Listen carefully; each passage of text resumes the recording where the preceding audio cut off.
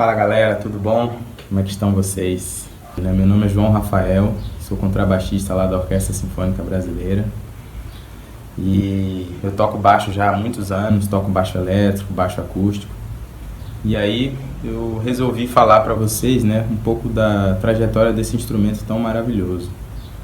Eu até separei aqui, dois deles para vocês darem uma olhada.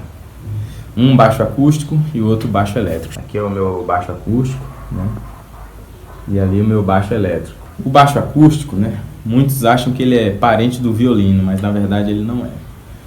Ele, o parente mais próximo que ele tem, seriam os parentes, a viola da gamba e o violone, que são instrumentos muito antigos, Esses instrumentos, na verdade, eles eram os responsáveis pela parte grave da orquestra, pela parte grave de todos os trabalhos musicais que existiam, O contrabaixo, ele passou a ser contrabaixo mesmo, a existir já perto do século XVII, século XVIII.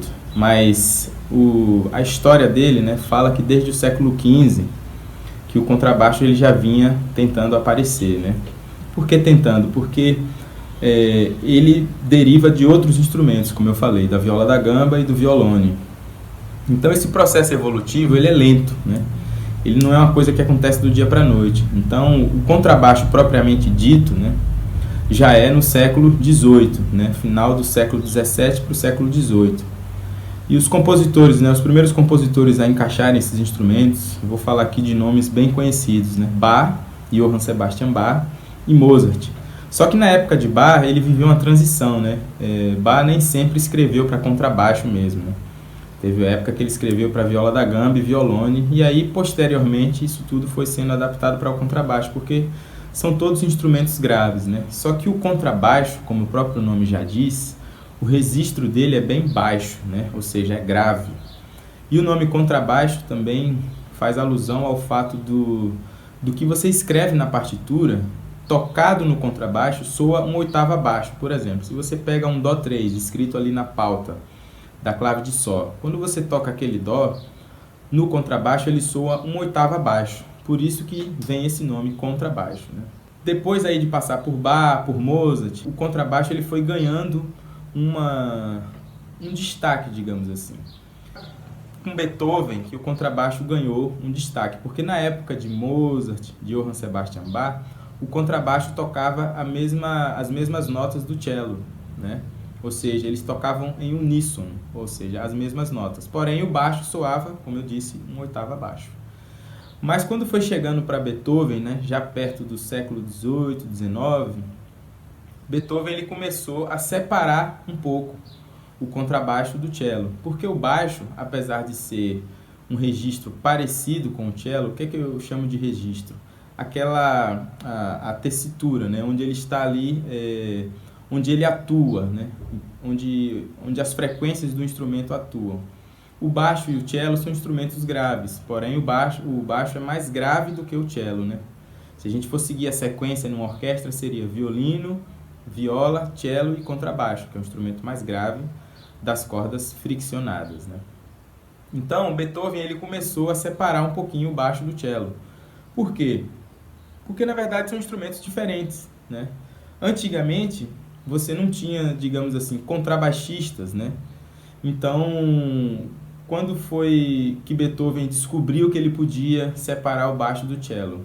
Aí entra um contrabaixista muito importante, muito famoso para a história desse instrumento, que chama Dominique Dragonetti. Dragonetti era um virtuoso no instrumento, Ele conseguia tocar qualquer coisa. Então Beethoven começou a perceber que se ele separasse o baixo do cello, ficaria melhor. Mas o contrabaixo que a gente vê hoje, como vocês viram, ele tem de 4 e de 5 cordas. Mas antigamente não era assim. O contrabaixo ele era de 3 cordas apenas. E ele era afinado em quintas ou em acordes abertos. Como assim acordes abertos? Por exemplo, você poderia afinar ele em Ré maior. Você afinava a corda mais grave em Lá, a corda do meio em Ré e a corda mais aguda em Fá sustenido. Ou você poderia afinar ele em quintas, a corda mais grave em Dó, depois Sol e depois Ré, Para você ter as 3 cordas afinadas em quintas. Só que o contrabaixo ele foi sofrendo várias transformações e evoluções. Tem um outro camarada também muito importante para a história do contrabaixo, que chama Giovanni Bottesini. Esse segundo, né, Giovanni Bottesini, além de Dragonetti, ele foi uma pessoa muito importante para a história do contrabaixo. Por quê? Primeiro, ele era virtuoso, né, assim como Dragonetti. Só que Bottesini ainda tinha uma vantagem, ele era um excelente compositor, além de regente, né? Ele veio ao Brasil reger uma ópera, ele adorava a ópera, né? Só que além de compositor e regente, ele era um excelente instrumentista.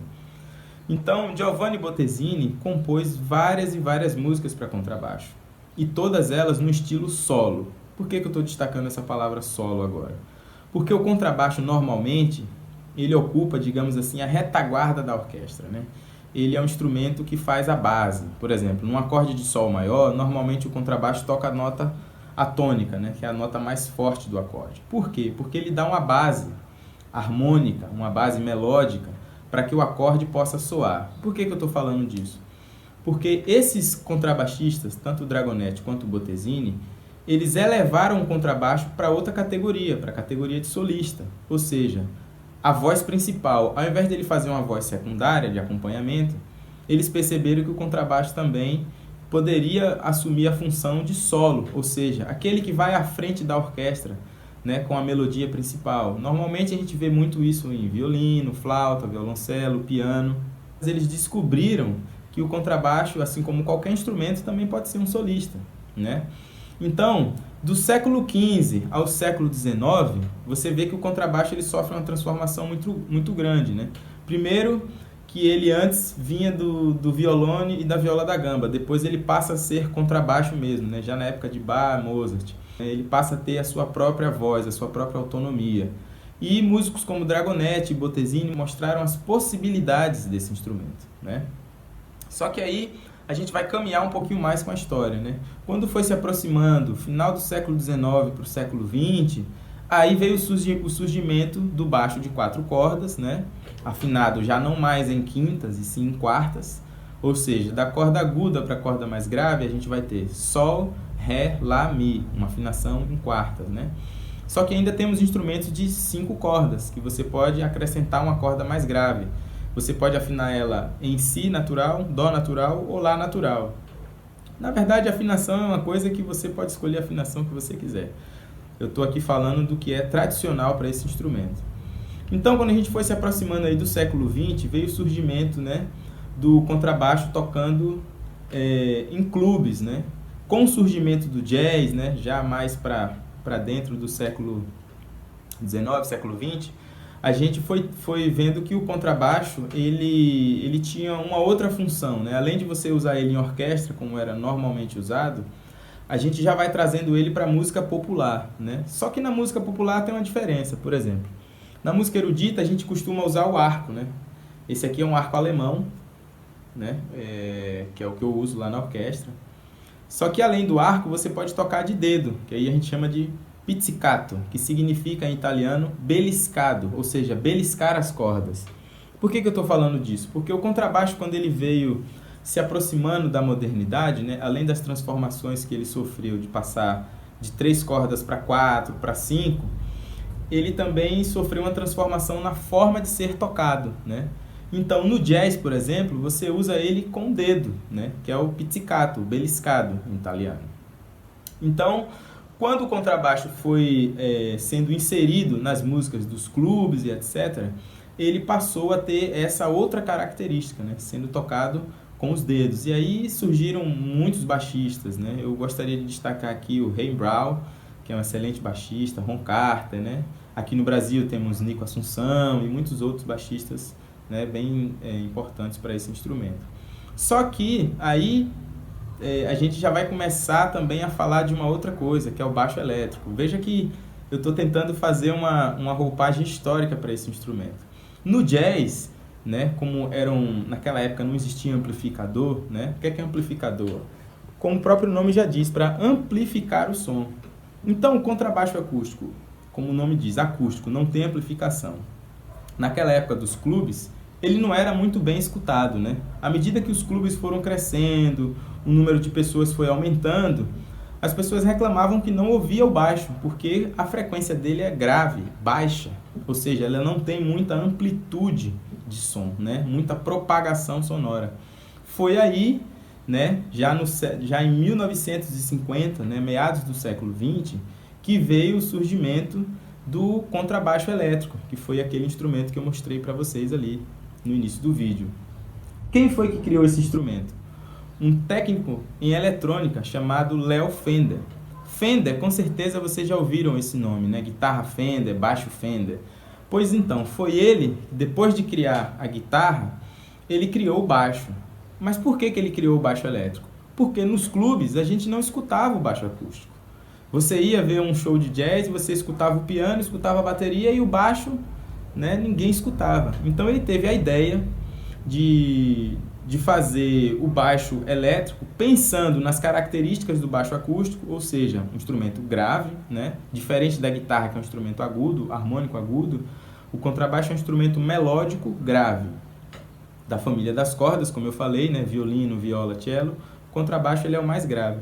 Então, em 1950 para 1951, ele criou o Precision, que significa precisão, né? Um instrumento preciso, de um som preciso, ou seja, que você toca e automaticamente você escuta. O que é que ele fez? Ele pegou a mesma construção da guitarra, né? Só que ele se baseou no baixo acústico, né? As distâncias das notas, né? Que é um pouco maior e etc. E ele aí colocou um captador. O que é um captador? Na época eles chamavam, né, como se fosse uma pastilha elétrica que você encaixava no centro do instrumento, né, para você poder propagar o som. Essas duas barras aqui no meio do instrumento. Naquela época não existia ainda esse outro aqui, era apenas esses dois aqui. Quando ele criou o baixo elétrico, automaticamente o baixo passou a ter outra importância, né? Antigamente ele era usado em orquestra, posteriormente usado em jazz, né? Mas aí, quando veio a criação do baixo elétrico, já veio o surgimento de outros estilos, o rock and roll, né? Foi, digamos assim, um dos pivôs para a difusão desse instrumento tão incrível que é o baixo elétrico. Só que aí depois surgiram outros estilos, né? E aí, à medida que ele foi se desenvolvendo, né? Lembra que eu falei do desenvolvimento do baixo acústico? Também veio o desenvolvimento do baixo elétrico. O que é que aconteceu? Surgiram grandes músicos, e eu queria destacar um muito importante, chamado Jaco Pastorius, que ele, além de ser um excelente instrumentista e compositor, ele também inventou o baixo fretless, ou seja, ele pegou o baixo elétrico, que tem os trastes, né, aquelas linhas de metal, e tirou aquelas linhas de metal, né, e o baixo ficou sem traste. Fretless significa sem traste, ou seja, ele se assemelhou mais ao baixo acústico, que também não tem traste.